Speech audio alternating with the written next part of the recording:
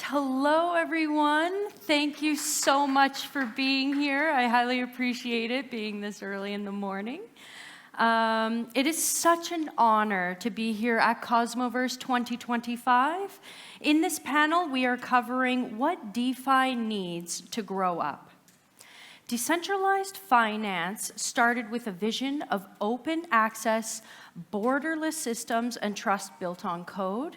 However, as DeFi expands, the question arises, can we build a system built on code? However, as DeFi expands, the question arises, can we build systems that people can depend on? Today, we're exploring what DeFi actually needs to mature, from regulation that enables innovation, from infrastructure that institutions trust, and to networks that make users part of the solution. My name is Tashina Jackson, and I am all about blockchain. I have with me on stage today Filip, Daniel, and Federico. Could you please introduce yourselves, who you are, what do you do, and some of your experience? Let's start with you, Filip. Thank you, Tashina. It's a pleasure to be here and speak in front of you. Well, I'm co-founder of Pazar, early stage, in MVP stage project dealing with like DeFi, OTC. Prior to that, basically all of my career is regulation. I was 10 years working in Croatian financial services regulatory authority. Then I moved to the private sector, working for the, in this region, biggest fintech application, Aircash, and then moved more to consultancy and developing startup. And I'm mostly dealing with Mercurio, like crypto on-ramp, off-ramp, pretty big company in this world. And happy to be here, looking forward to discussion. Thank you. Yeah, I'm Daniel, Managing Director of Finoa Consensus Services. We're the staking arm of Finoa, regulated custodian based out of Germany.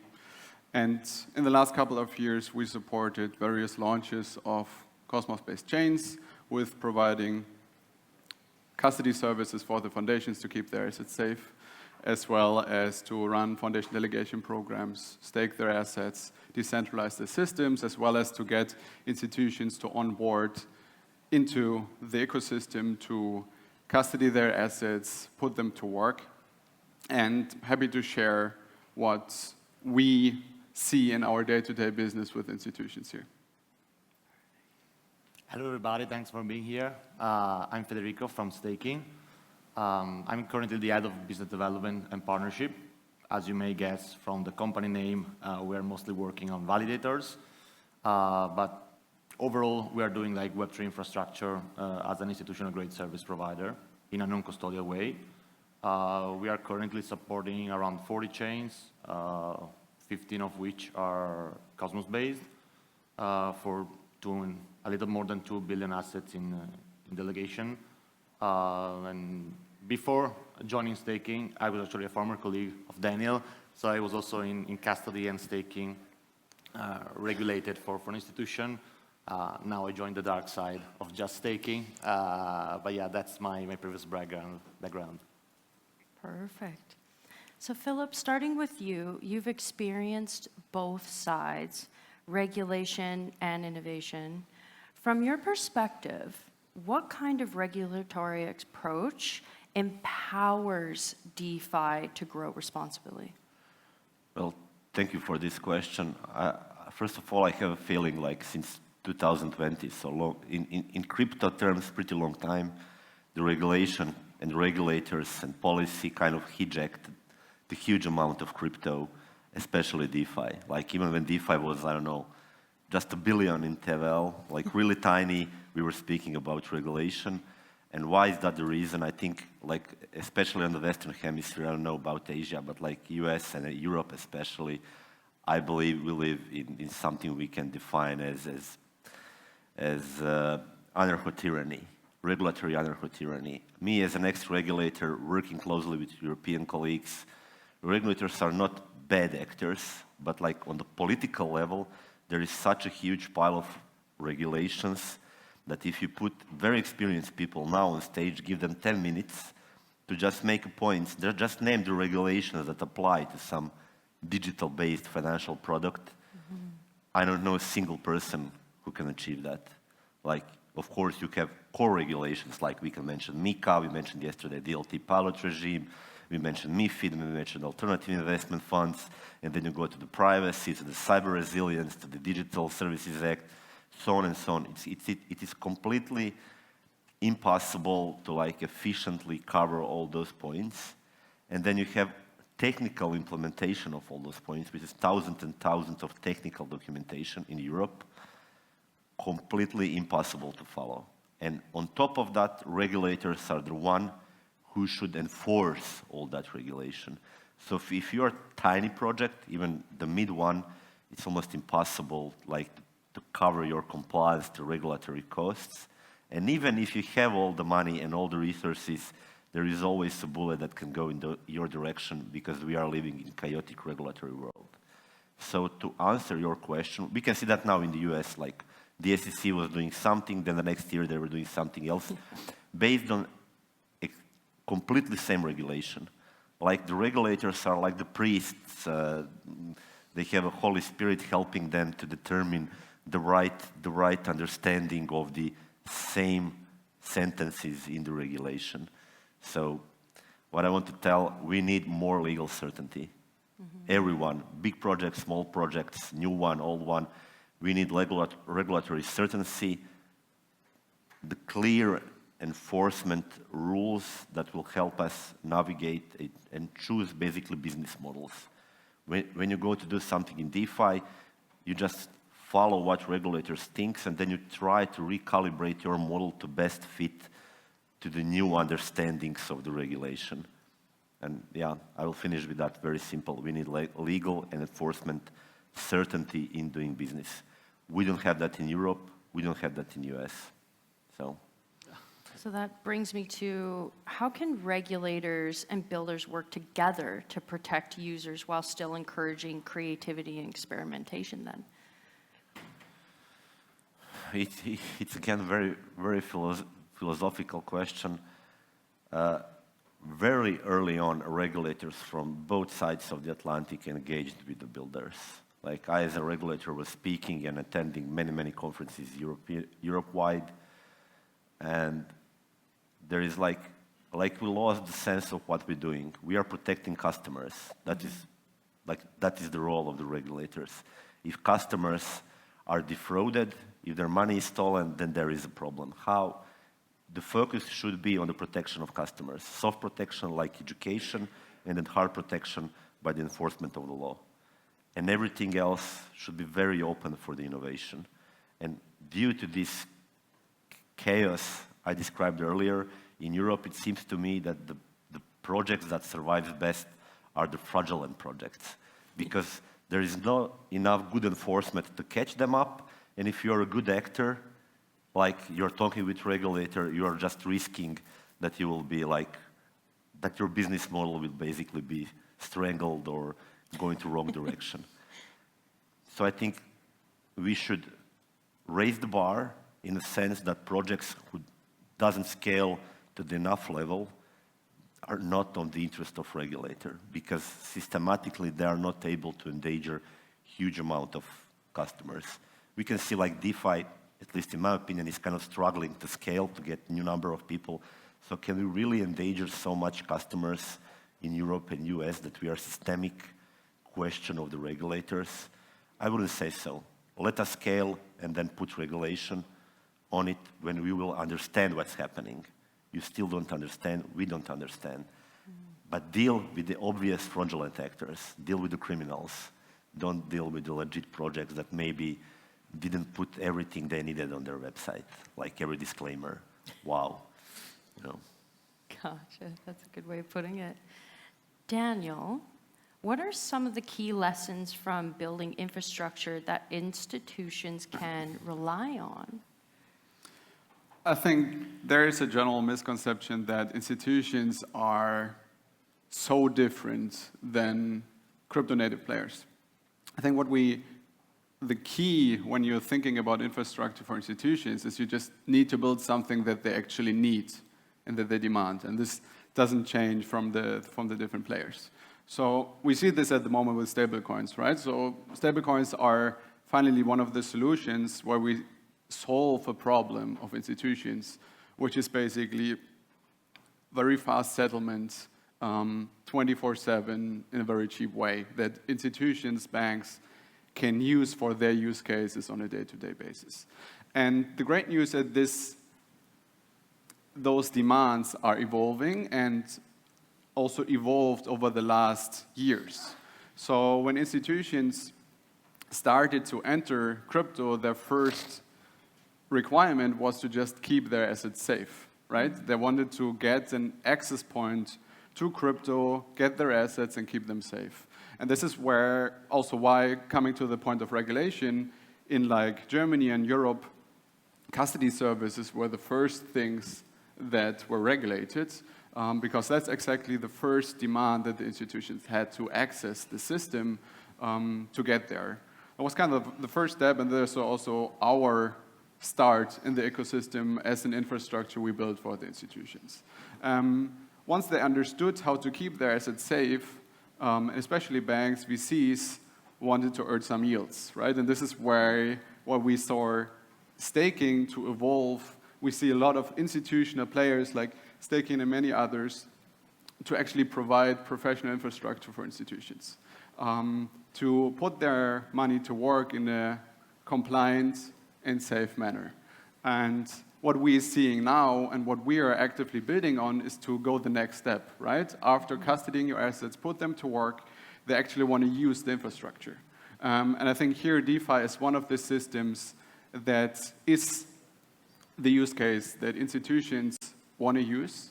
And now we as an ecosystem need to find, again, secure and compliant ways for institutions to get there and give them the tools, the infrastructure to use that. And this is one of our goals for the next few years. Awesome. In contrast to institutions, how do the requirements differ from those of more crypto-native players, such as foundations or crypto VCs? As I mentioned earlier, I think we see currently those requirements to converge. So the institutions are becoming more crypto-native. As I said, they're becoming more interested in the DeFi applications, in actually getting into the weeds of how the tech works, how to use the technology. And on the other side, what we see over the last years that the crypto-native players become more and more professional. They raise their requirements or have even higher requirements because they actually understand the tech. So I think what we are seeing at the moment that the requirements of, let's say, the professional crypto-native players as well as the institutions converge, and the long-term idea is to don't have those kind of two sides of like crypto-native players and institutions, but to come together and have one, let's say, industry infrastructure standard and enable all of the demands from both sides to bring everybody the experience that they need in the ecosystem, and then in the end also enable them to participate in DeFi. Perfect. There's definitely more collaboration that we've been seeing between those two sides, which is awesome. So next is Federico. Federico, how does non-custodial participation help DeFi be more open and resilient? Well, I think we can consider non-custodial participation as probably the most fundamental pillar in DeFi, as it fosters openness. So there's no need for gatekeepers. Everybody can just interact with the smart contract. So basically, whenever you have an internet connection and a wallet, you're ready to do your stuff and try it out. It fosters permissionless access. So let's say, let's bank the unbanked. Everybody is able to participate and try out financial product, even in those countries or places where it's not that accessible.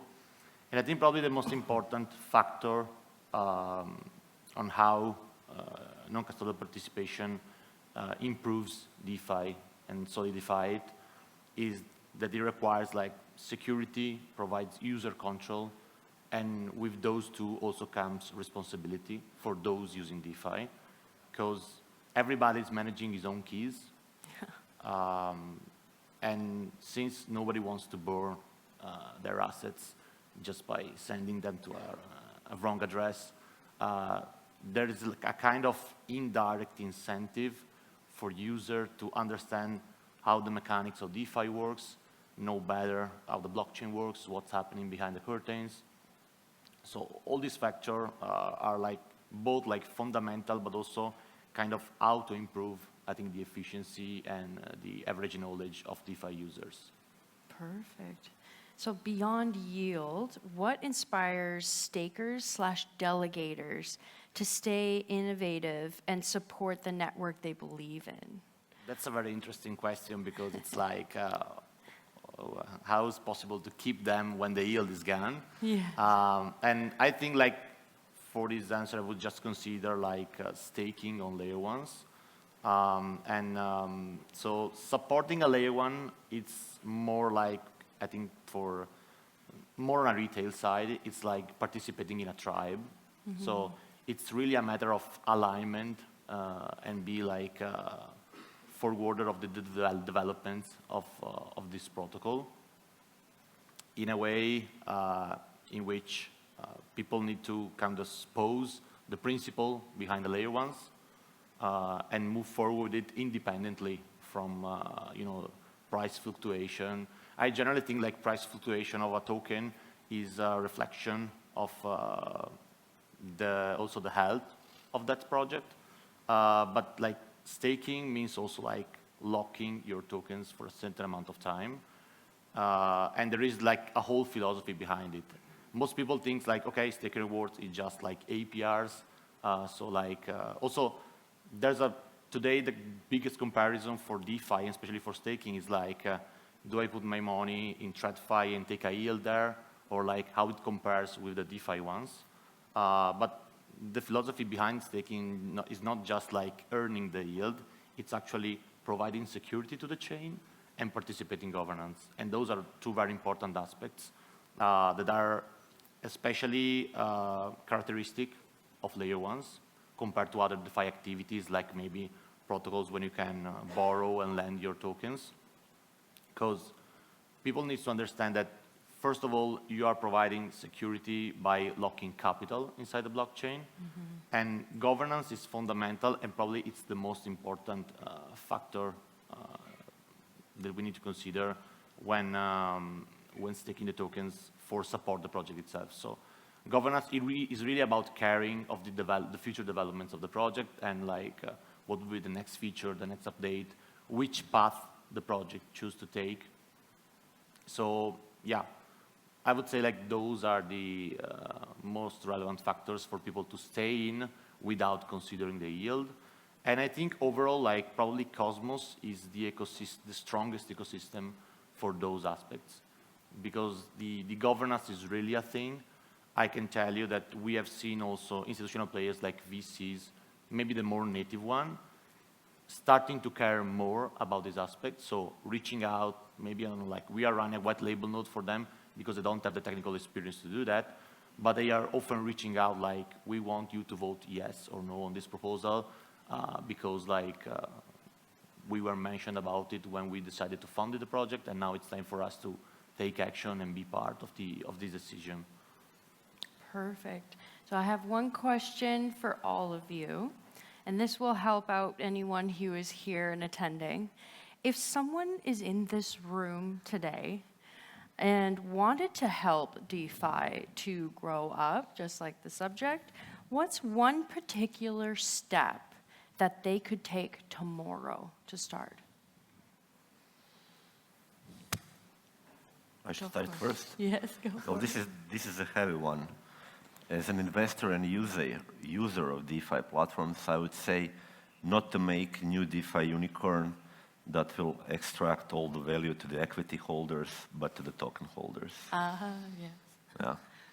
like the honest, like the most obvious question would be like make better UX, make better accessibility. But generally speaking, if you are invested and using that, I would like, as a token holder, to capture more value and not equity holders behind labs or something.